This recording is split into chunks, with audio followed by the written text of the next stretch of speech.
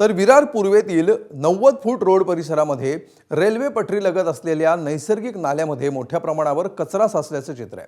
पावसाळ्यापूर्वी वसई विरार महानगरपालिकेने शहरातल्या नाल्यांची साफसफाई पूर्ण केल्याचा दावा केला होता।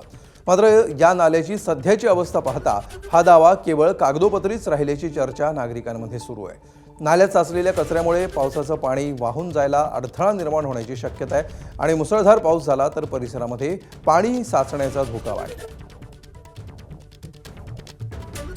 वसई विरार शहर महानगरपालिकेनं नालेसफाईचा दावा केला होता। मात्र प्रत्यक्ष जर आपण वस्तुस्थिती बघितली तर मी आता सध्या विरार पूर्वेकडील 90 फुटी रोडच्या रेल्वे रूळ आहे त्याच्या लगतचा हा नाला आपण जर बघतोय पूर्णपणे कचऱ्याचं खच या ठिकाणी आहे। प्लास्टिकच्या बाटल, प्लास्टिक आणि कचऱ्याचा ढीग ह्या पूर्ण नाल्यामध्ये तुडुंब भरलेला आहे। त्यामुळे पाणी ज्या वेळेला पहिला पाऊस सुरू झाला होता त्यावेळेला की प्रचंड पाणी जे आहे सखल भागामध्ये रस्त्यावर तुंबलं होतं।